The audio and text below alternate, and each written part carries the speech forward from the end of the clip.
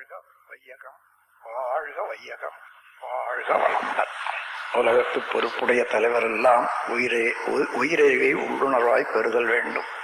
உலகனைத்து நாடுகளின் எல்லை காக்க ஓருலக கூட்டாட்சி வலுவாய் வேண்டும். உலகில் போர் பகை அச்சம் இன்றி மக்கள் உழைத்துண்டு வளங்காத்து வாழ வேண்டும். உலகெங்கும் மனித குலம் அமைதி என்னும் ஒரு வற்றாத நன்னிதி பெற்றிய வேண்டும். வாழ்க வையகம், வாழ்க வையகம், வாழ்க. அறிஞர் பெருமக்களே, இறைநிலை அறிந்து அறநிலை பின்பற்றி வாழக்கூடிய ஆன்மீக அன்பர்களே, உங்கள் அனைவருக்கும் எனது நன்றியும் வாழ்த்துக்களும். இப்பொழுது பெண்ணின் பெருமை என்ற ஒரு தலைப்பில் நாம் சிந்தனை செய்ய இருக்கிறோம். பெண்ணின் பெருமை உணராதவர்கள் இல்லை, நினைந்து செயல்படாதவர்கள் தான் அதிகம். வேற ஒன்றும் தெரியாதல்ல. பெண்களை விட்டு எந்த ஆண்மகனும் தனித்து இயங்கவே இல்லை. ஒரு உண்மையை உணர்ந்து கொண்டா, உலகத்துல சனத்தொகையில பாதி பேர் பெண்கள், பாதி பெண்கள் பாதி ஆண்கள்னு வச்சுங்க. அந்த பாதி ஆண்கள் பெண்களால பெற்றெடுக்கப்பட்டவர்கள் தான். அப்ப எப்படி பிரித்து பேசுவது, பெண்கள் வேறு ஆண்கள் வேறு என்று? ஒவ்வொரு ஆணும் ஒவ்வொரு பெண்ணும் பெண் வயிற்றில உருவாகி உருவான நாள் முதற்கொண்டு பிறக்கிற வரைக்கும் அவர்களுடைய உடல்ல உள்ள இரத்தத்தையே சாப்பாடாக எடுத்துக்கொண்டு வளர்ந்து அதன் பிறகுதான் பிறக்கிறோம். பிறந்த பிறகும் பெண்களுடைய இரத்தம்தான் பாலாக மாறி அந்த பாலை குடிச்சு எல்லாரும் வளர்றோம். இறைநிலையானது எத்தகைய ஆற்றலை பெண்ணினத்துக்கு அளித்திருக்கிறது என்று பாருங்க. இந்த பிரபஞ்சத்தையே உருவாக்கக்கூடிய எல்லா பொருளும் எல்லா இயக்கமும் இறைநிலையில இருந்துதான் வருகிறது. ஆனா உயிர்களை தோற்றுவிக்கக்கூடிய பராமரிக்கக்கூடிய ஒரு பொறுப்பை பெண்ணினத்தாண்ட ஒப்பிச்சுட்டு இருக்கிறாங்க. அதையே இறைநிலையானது. அப்போ எந்த அளவுல பெண்களுக்கு மதிப்பு கொடுக்க வேண்டும், மதிப்பு கொடுத்து வாழ வேண்டும்னு பாருங்க. இன்னைக்கு உலகம் முழுவதும் தனி மனிதன் சரி, குடும்பங்கள்ல சரி, ஊர்ல உலகத்துல எல்லா இடங்கள்லயும் சரி, பிணக்குகள், போர், பகை எல்லாம் இருக்கு காண்கிறோம். இது ஏன்? எல்லாரும் ஒரே முறையில இறைநிலையால உருவாக்கப்பட்டவங்க வாழ்ந்து வர்றோம். அப்படி இருந்து ஏன் என்றால், இறைநிலையில ஒரு தவிர்க்க முடியாத, எளிதில் புரிஞ்சிக்க முடியாத ஒரு ஆற்றல், நீதி இருக்கிறது. அந்த நீதி தான் செயல் விளைவு நீதி. எந்த செயல் செய்தாலும் அதுக்கு உரிய விளைவு காலத்தால கட்டிவிடும். நாம் எந்த விதையை பூமியில போட்டாலும் அந்த விதை எந்த தாய் மரத்துல செடியிலிருந்து வந்துதான் அதே செடியை போல, அதே மரத்தை போல வளர்ந்து உருவாகி அதே போல காய்கறிகளை கொடுக்கறது பார்க்கிறோம். அதே போல நாம் எந்த செயல் செய்தாலும் அந்த செயலுக்கு தக்க விளைவை தவறாத காலத்தால அளிக்கக்கூடிய ஒரு ஆற்றல், ஒரு நீதி உணர்வு இறைநிலையில தொக்கி நிற்கிறது. அந்த அடிப்படையில நாம் பார்த்தோம்னா, உலகம் முழுவதும் பல துன்பங்கள் அடையத்துக்கு காரணம் கூட நாம் கண்டுபிடிக்கலாம். நமது ஜனத்தொகையில பாதியாக இருந்து கொண்டு அந்த பாதி மேலாக உள்ளவர்களையும் பெற்று வளர்த்து வாழ வைத்துக் கொண்டிருக்கக்கூடிய பெண்ணினத்துக்கு ஆணினம் இதுவரையில உலகம் தோன்றி சிந்தனையாற்றல் மிகுந்து இன்று வரையில என்ன மதிப்பு கொடுத்திருக்கிறது, எந்த வகையில அவர்கள் நன்றி உணர்வோடு பாராட்டி வருகிறது என்பதை பார்ப்போம். எல்லாருக்கும் தெரியும், ஆதி காலத்துல குறிஞ்சி நிலத்துல வாழ்ந்திருந்த போது மக்கள், அதாவது மலைகள்ல வாழ்ந்திருந்த போது அவர்களுக்கு பெண்களுக்கு உணவு தேடுற வேலையை கொடுக்கல. ஏன்னா அன்னைக்கு இருந்த உணவெல்லாம் விலங்கினத்தை கொண்டு அதனுடைய உடலையே உணவாக கொள்ளக்கூடியதுதான் குறிஞ்சி நிலத்துல ஆரம்ப காலத்துல இருந்தது. அதனால வேட்டையாடி விலங்கினத்தை கொண்டு அதை எடுக்க வேண்டிய வேலை வேண்டாம், பெண்ணுக்கு வேண்டாம், நானே அதை செய்யறேன்னுட்டு எடுத்துக்கொண்டான். பெண்களை பாதுகாக்கிறதுக்காக வீட்டோட வச்சிருந்தாங்க. இந்த ஒரு அன்பும் கருணையும் உள்ள ஒரு நிகழ்ச்சி பிறகு குறிஞ்சி, முல்லை, மருதம், நெய்தல் என்ற எல்லா நிலங்களுக்கும் காலத்தால பல கோடி ஆண்டுகளாக வந்த போதும் மனித இனம் அது தொடர்ந்து அந்த பாதுகாப்பு உணர்வு வந்துகிட்டே இருக்குது. ஆனா நாளுக்கு நாள் வர வர வர வர இந்த பாதுகாப்பு உணர்வோடு அடக்கி ஆளக்கூடிய ஒரு மனப்பான்மை மனிதனுக்கு வந்துவிட்டு, பாதுகாப்புல என்னன்னா பெண்களுக்கு உணவு உற்பத்தி செய்யற வேலை அல்லது பொருள் சம்பாதிக்கக்கூடிய வேலையை கொடுக்கல பாருங்க. அப்போ பொருள் சம்பாதிக்கக்கூடிய வேலை பொறுப்பு ஆண்களாண்டே நின்னதுனால அப்போ ஆட்சி, குடும்ப ஆட்சி ஒருத்தருக்கு ஒருத்தர் மேலாதிக்கம் செலுத்தக்கூடியது என்ற அளவில் வந்தபோது ஆண்கள் மேலாதிக்கம் தேவையாயிற்று, அது பழக்கமாகவும் வந்துட்டு. அந்த ஆண்கள் மேலாதிக்கம் பொருளை கொண்டு வந்த ஒரு ஆதிக்கம், அது மேஸ்குலன் அரகன்ஸ் ஆங்கிலத்தில் சொல்லுவாங்க. ஆணாதிக்கம், அதாவது ஒரு வரமுறையற்ற திணிப்பு நிலை, அடக்குமுறை, இப்படியே வந்துவிட்டது. இன்றைக்கு நாம் பார்க்கிறோம் எந்தெந்த இடத்துல பெண்கள் தானே பணம் சம்பாதிக்க முடியாதோ, பொருள் உற்பத்தி செய்ய தெரியாதோ, அங்கெல்லாம் அதிகமான அடக்குமுறை அதிகமா இருக்கு. மற்ற இடத்துல கூட சரி, அவர்களுடைய வாழ்க்கை பூராவும் கவனிச்சு பார்த்தா பெண்கள் இல்லாத ஆண்கள் இல்லை. அதே போல ஆண்கள் வாழவும் முடியாது ஒழுங்காக அமைதியாக. இந்த ஒரு உண்மையான போக்க மனித இனத்துல ஆண்கள் எல்லாம் மறந்துட்டாங்க. மறந்து போன காரணத்தினால அது அடக்குமுறை என்றும் ஒரு அடிமை போல நடத்துவது பெண்களை என்றும் பாதுகாப்புக்கு அவசியம் என்ற உணர்வை அது இன்னும் மேலும் மேலும் மேலும் அது அடக்குமுறையை அதிகரிச்சு விட்டது.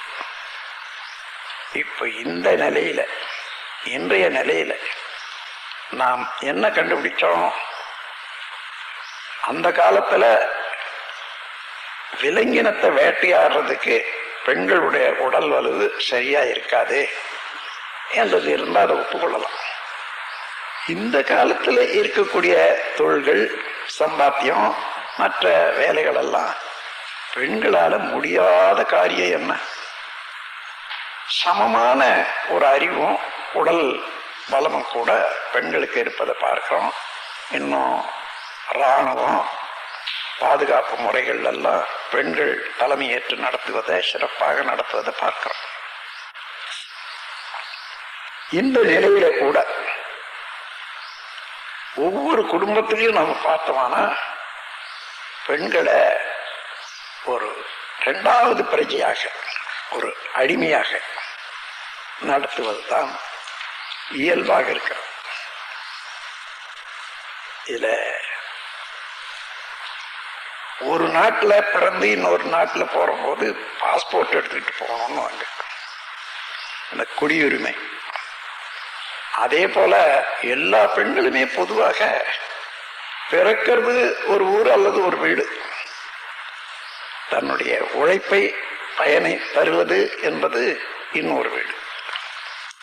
இந்த இரட்டை குடியுரிமை உடையவர்கள் தான் பெண்கள். அதனால அங்கே ஒரு புறம் எல்லா செலவும் பண்ணி வளர்க்குறாங்க, அன்பை காட்டி வளர்த்து வந்தாங்க. அதே அன்பை காட்ட முடிகிறதா மாமியார் வீட்டுக்கு போனா, கணவன் வீட்டுக்கு போனா? இல்லை. எவ்வளவு அவமதிப்பு என்று பார்ப்போம். இந்த அவமதிப்பும் நன்றி கெட்ட தன்மையும் நல்ல அறிவுடைய பெண்கள், சிந்தனையாற்றல் உடைய பெண்கள் மனம் ஏற்றுக்கொள்ள முடியறதில்ல. குமர் எங்க போவாங்க? ஏதோ ஒரு தனி இடத்துல ஒருத்தனை மடக்கி அடிச்சு ஒருத்தன் பொருளை பிடிங்கிறான்னு சொன்னா அவனால ஒன்றும் செய்ய முடியாத இருக்கலாம் பாருங்க. அதே போல பெண்ணினா ஒவ்வொரு குடும்பத்திலையும் வருந்தி கொண்டு இருக்கின்றது. சில இடங்கள்ல உயர்ந்த முறையில நடத்தி கொண்டிருக்கிறாங்க என்பதையும் தெரியுது. அவர்கள் எல்லாம் நாம் பாராட்டுவோம், அவர்கள் எல்லாம் நாம் பின்பற்ற வேண்டும். ஆனாலும் பொதுவாக இன்றைக்கு ஆண்கள் எல்லாம் பெண்களை நன்றியோடு மதித்து செயல்பட வேண்டியது காலம் வந்தாச்சு. அப்படி செயல்பட்டால் அவருடைய மனம் குமுறி கொண்டிருக்கிற நிலை மாறி உள்ளம் பூரித்து இப்பொழுது செய்யக்கூடிய தொண்டை இன்னும் மகிழ்ச்சியோட செய்யக்கூடிய காலம் வந்துட்டுதுன்னா, இந்த உலகத்தில் செயல் விளைவு தத்துவத்துக்கு ஏற்றவாறு எல்லா மக்களும் எல்லா குடும்பங்களும் இன்னும் உலகமும் ரொம்ப அமைதியாக வாழ முடியும். ஒவ்வொருவரும் குடும்பத்துல ஒரு பெண்ணை அவமதிப்பாக, ஒரு வேலைக்காரியாக, வாழ்க்கை சுதந்திரத்தை பறிக்கக்கூடிய முறையில வச்சிருக்காங்கன்னு சொன்னா இதை மாற்ற வேண்டும். ஒரு உதாரணத்தை சொல்றேன். ஒரு குடும்பத்துல ஒரு பெண்ணை எந்த அளவுக்கு பெற்றோர்கள் வளர்க்குறாங்க, அன்போடு மதிப்போடு, அந்த பெண்ணை காலத்தால நம்ம சமுதாயத்தினுடைய நீதியை பொறுத்தும் இறை நீதியை பொறுத்தும் இன்னொரு குடும்பத்துல தான் வாழக்கூடியவர்கள் என்றதை ஒப்புக்கொள்ளும். அதற்காக திருமணம் ஏற்படும். திருமணத்துல என்ன செய்யறாங்கன்னு பாருங்க. ஒரு பையனுக்கு அந்த பெண்ணை கொடுத்து தத்தம் பண்றாங்க. தத்தம் பண்றதுன்னு சொன்னா ஒரேடியா இந்தா நீ எடுத்துட்டு தொலை, இந்த பொருளை பற்றி எனக்கு எந்த விதமான உரிமையும் கிடையாது, உனக்கே எல்லா உரிமையும் கொடுத்துட்டேன், நான் திருப்பி வாங்கவும் முடியாது என்ற அளவுல உள்ளத்தான் தத்தம். மனவினை நிகழும் போது மகள் தன்னை பெற்றோர் நின்று கணவன் ஒருவனுக்கு கையினில் நீரை வார்த்து பணமதை ஈந்தோ பெற்றோ பலர்கால தத்தம் செய்வார். குணமெனும் நிலை கண்டோரும் இது கொடுமை என்று எண்ணவில்லை. இதை நான் அதிகமாக எக்ஸாகரேஷன் சொல்லுவாங்களே, அந்த மாதிரி அதிகமாக தூற்றி சொல்லவில்லை, உண்மையை உணர்ந்துதான் சொல்றேன். தட்டுமுட்டு சாமான்களாக இருந்தால், அதாவது அறிவு இல்லாத உயிர் இல்லாத ஒரு பொருளாக இருந்தால் இன்னொருத்தர் கொடுத்துலாம் தத்தம் பண்ணலாம். வினைப்பொருளோடு உலகத்துல வாழ வந்தவர்கள் தன்னுடைய ஆன்மாவை இறைவனோடு இணைத்துக் கொள்ளக்கூடிய அளவுக்கு பொறுப்புடையவர்கள் ஒவ்வொருவரும். அதுல பெண்கள் தனியாக பிரிக்க முடியாது. அத்தகையவர்கள் திருமணத்தின் போது பெற்றவர்களாக ஒரு பையனிடத்துல ஒரு ஆள் நடத்துல தத்தம் பண்ணி கொடுத்துட்றாங்கன்னா எவ்வளவு கொடுமையான நிகழ்ச்சி பாருங்க. குணமேனும் நிலை கண்டோரும் இது கொடுமை என்று எண்ணவில்லை. இதுவரையில இது பெரிய கொடுமையான நிகழ்ச்சி என்று யாருமே எண்ணவில்லை. இல்ல சிந்தனை ஆற்றல் இல்லையா, அறிவு இல்லையா, அறிவில்லாத காலத்துல வாழறோமா, எதுக்காக இந்த கொடுமை செய்யணும்? கவனிச்சு பாருங்க. முடிந்தா இனிமே உங்க குடும்பத்துல நடக்க போற நிகழ்ச்சிகள்ல உங்க குழந்தைகளை தத்தம் பண்றது முடியாது, நான் அப்படி செய்ய மாட்டேன், நீ கூட்டி கொண்டு போ, நல்ல மாதிரி வாழுங்க என்று வாழ்த்தி அனுப்புங்க. அதுபோல பல நிகழ்ச்சிகள் பெண்கள் செய்யக்கூடாது என்று உடலினுடைய தன்மையை பொறுத்து சில காரியங்களுக்கு நாம் அவர்களை விலக்கி வைக்கலாம், அவங்க சௌகரியத்துக்காக வேண்டி. ஆனால் பெண்ணினம் என்பதற்காக அலட்சியப்படுத்தி விலக்கி வைக்கிற சமுதாயம் இனிமே நமக்கு மாறித்தான் ஆக வேண்டும். இன்னும் பெண்ணின் பெருமையை பற்றி சொல்லணும்னு சொன்னா, இறையாற்றலானது இந்த பிரபஞ்சத்தையே உற்பத்தி செய்து எல்லாவற்றையும் ஒழுங்காக நடத்தி வைக்கக்கூடிய ஆற்றல் இருந்த போதிலும் கூட உயிர்களை தோற்றுவிக்கக்கூடிய ஒரு பெருமையும் வல்லமையும் பெண்களிடத்துலதான் இறைவன் ஒப்பிச்சுட்டான். இறைநிலையானது பெண் என்ற வடிவத்துல தான் இந்த பொறுப்பை ஒப்பிக்கப்பட்டிருக்கிறது என்று சொன்னா, அப்ப இறைவனுக்கு இறைநிலைக்கு அடுத்தபடியாக நாம் பாராட்டக்கூடியது போற்றக்கூடியது பெண்ணினம்தான் என்பது தெரியுது இல்லையா? அதற்கு முரண்பாடாக ஆண்கள் நடந்து கொள்வது சரியல்ல. இதை ஆண்களும் உணர வேண்டும், பெண்களும் உணர வேண்டும். அன்பர்களே, இனி வருங்காலத்துல இந்த பெண்ணினத்துக்கு எந்த அளவுக்கு மதிப்பு கொடுக்கிறோமோ அந்த மதிப்பின் அளவுக்குத்தான் ஒரு மனிதனுடைய வாழ்க்கை வளம் பெறும், குடும்பம் நலம் பெறும். உதாரணமாக ஒரு பெண் கர்ப்பமாக இருக்கிறாங்கன்னு வச்சுக்கோங்க. அந்த கர்ப்ப காலத்துல அவன் மனநிலை எப்படி எப்படி இருக்கிறதோ, எந்தெந்த செயல்கள்ல எந்தெந்த பொறுப்புணர்ச்சியில அவர்கள் பாராட்டப்படுகிறார்களோ அல்லது நிந்திக்கப்படுகிறார்களோ அவையெல்லாம் அந்த கருவிலேயும் பதியும். அந்த பெண்ணுக்கு ஏற்படக்கூடிய எண்ணங்கள் எல்லாம், வருத்தம் எல்லாம், மகிழ்ச்சி எல்லாம் அந்த கருவிலையும் பதியும். ஏன்னா ஒரு பெண் என்றால் கருமையத்துடைய பெண். கருமையம் என்பது எத்தனையோ காலமாக மரபு வழியே வந்த எல்லா செயல்களையும் சுருக்கி இருப்பாக வைத்திருக்கக்கூடிய கருமையம். அதே கருமையத்தில் இருந்து இன்னொரு கருமையம் உண்டாய் போச்சு. அந்த கருமையம் அவ்வளவு வாங்கி கொண்டே இருக்கிறது,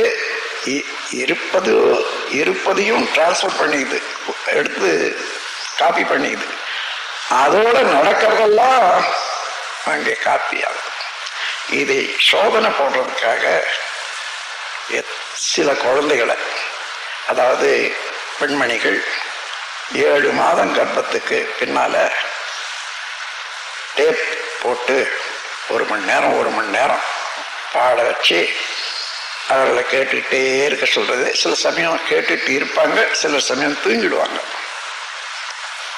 குழந்தை பிறந்த பிறகு அந்த டேப் எடுத்து போட்டோம்னா எவ்வளவு அழையா இருந்தாலும் சரி உடனே நின்றுடும். அந்த குழந்தை அந்த டேப்ல வரக்கூடிய சத்தத்தையே பார்த்துக்கிட்டு அப்படியே இருக்கும். இதை சென்னையிலையும் நாம் அதை டெஸ்ட் பண்ணி பார்த்துருக்கோம்.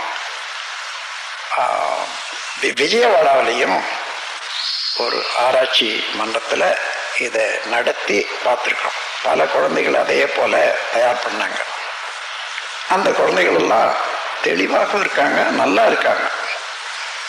அது திருவாளர் ராஜு அவர்கள் அந்த ஆராய்ச்சியை, நான் அதை வெளிப்படுத்தல இருந்து அதை ஆராய்ச்சியாகவே நடத்தி அவர் பார்த்தார். நண்பர்களே, அப்போ நாம் நல்ல குழந்தை வேணும்னு நினைக்கிறோம். நல்ல குழந்தை எப்படி உண்டாகுது? ஆண் பெண் 2 பேருடைய தொடராகத்தானே வருகிறது குழந்தை. இந்த 2 பேருடைய உடல் உள்ளம், நேர்மை, வளம், இதை பொறுத்துத்தானே இருக்கும் குழந்தை. நாம் வேற மாதிரியாக இருந்து குழந்தை வேற மாதிரியா இருக்கணும்னு சொன்னா, விதைய ஒன்று போட்டுட்டு இன்னும் காய் வேற மாதிரியா வரணும்னு நினைக்கிற மாதிரி தான் இருக்கும். அதனால நமக்கு எந்த மாதிரியான குழந்தை வேணுமோ அதுபோல ஆம்பளையும் பெண்பிளையும் அது ஒழுங்கா நடந்து கொண்டு ஒருவரை ஒருவர் ஆமோதித்து உணர்ந்து வாழ வேண்டியது அவசியம்.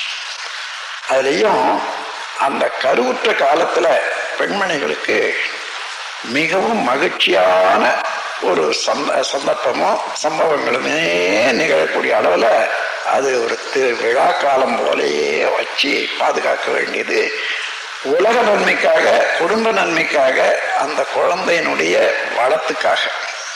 அப்படி செய்து பாருங்க. ஒரு 10 குடும்பத்துல அந்த குழந்தைகளுடைய ஏற்றமும் அந்த குழந்தைகளுடைய மலர்ச்சியில விளையக்கூடிய விளைவுகளும் எல்லாருக்கும் சொந்தமா இருக்கும், உலகத்துக்கே சொந்தமாக இருக்கும்.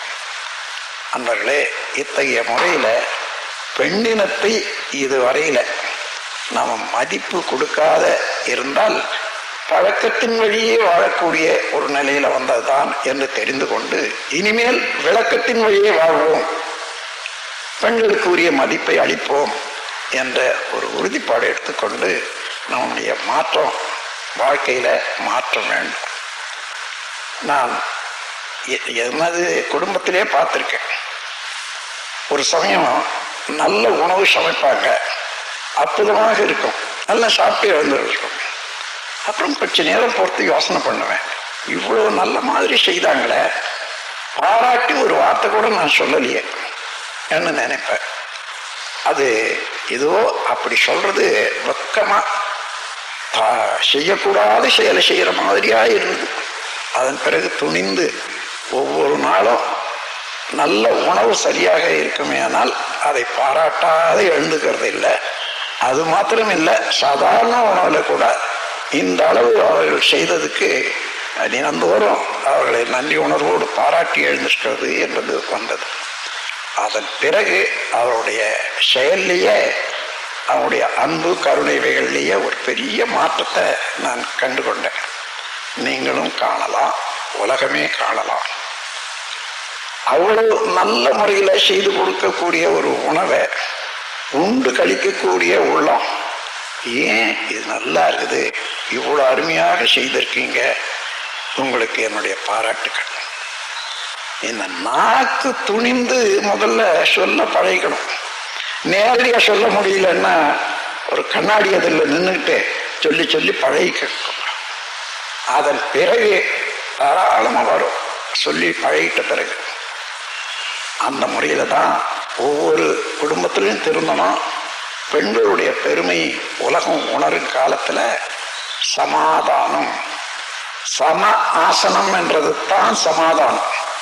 இங்கே ஆண்களுக்கு பெண்களுக்கு இடையிலே உள்ள சமாதானம் இல்லையானால் குடும்பத்துல வராது, குழந்தைகளாண்ட வராது, இன்னும் உலகத்திலையும் வராது. இது ஒரு பெரிய முட்டுக்கட்டு உலக நலத்துக்கு என்று எடுத்துக்காட்டி எல்லோரும் இந்த நல்ல காரியத்தில் ஒத்துழைத்து ஒவ்வொரு குடும்பத்திலையும் நீங்களும் அதனுடைய பயனை பெற வேண்டும், மற்றவர்களுக்கும் பெற வேண்டும் என்று கூறிக்கொள்ற.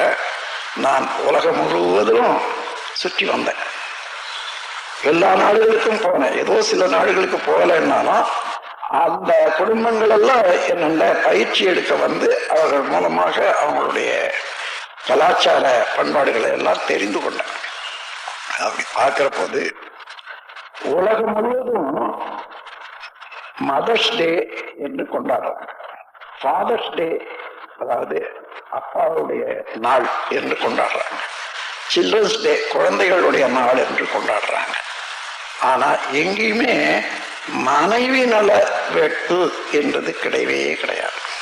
மனைவியை பாராட்டக்கூடிய நாள் உலகம் முழுவதும் ஒரு இடத்துலயும் இல்லை. நான் அதனால்தான் அப்படி அந்த எண்ணம் வந்த பிறகு இந்த நாட்டுக்கு திரும்பி வந்து மனைவி நலவேட்பு என்று ஒரு விழாவே ஏற்படுத்துறேன். அது என்னுடைய மனைவி பிறந்த நாள்ல, அதாவது ஆகஸ்ட் 30 அந்த நாள் இப்போ கொண்டாடுறாங்க பல இடங்கள்லையும். அங்கே இது வரைக்கும் மனைவியை பாராட்டி பழக்கமில்லாத நாக்கு அங்க படுற பாட்டை நான் பார்க்கிறேன். ஏன்னா அன்னைக்கு மனைவிக்கு ஒரு பூ செண்டு கொடுக்கணும். அந்த விழாவில் ஒவ்வொருவரும் சொல்லி கொடுக்கணும். என்ன, பிறந்த பெற்றோரை பிறந்தகத்தை பிறந்த வீட்டை விட்டு பிரிந்து வந்து கடமையாரம் ஆற்ற பற்றற்ற துறவி என குடும்பத்தொண்டு ஏற்று பண்பாட்டின் அடிப்படையில் என பதியாய் கொண்டன் நற்றவத்தால் என் வாழ்க்கை துணையாகி பெண்மை நலநோக்கில் பிறருக்கும் தொண்டாற்றும் எந்தன் மனைவியை நான் மதிக்கின்றேன், வாழ்த்தி மகிழ்கின்றேன் என்று அந்த நாக்கு உருண்டு திரண்டு இந்த வார்த்தையை சொல்லுவதற்கு சிலர் பாடுபடுறாங்க. ரொம்ப வரல, இன்னும் புதுசு இல்லை, இல்லாது சொல்றது இல்லை. ஆனா சொல்லி பழகிட்ட பிறகு அன்னையிலிருந்து அவங்க வாழ்க்கையில ஒரு பெரிய மாற்றம் தான் என்று கூறி, இந்த மாற்றம் எல்லாருக்கும் நலமளிக்கட்டும், உலகுக்கும் நலமளிக்கட்டும். நம்மை பெற்றெடுத்த தாய்களாக, குடும்பத்துக்கு உதவி செய்யக்கூடிய பெண்மணிகளாக இருக்கக்கூடிய பெண்ணினம் அவர்கள் மகிழ்ச்சி அடையட்டும் என்று கூறி உங்கள் அனைவரையும் இதே நேரத்தில் வாழ்த்தி என்னுடைய உரையை நிறைவு செய்கிற. வாழ்க வளமுடன், வாழ்க வளம்.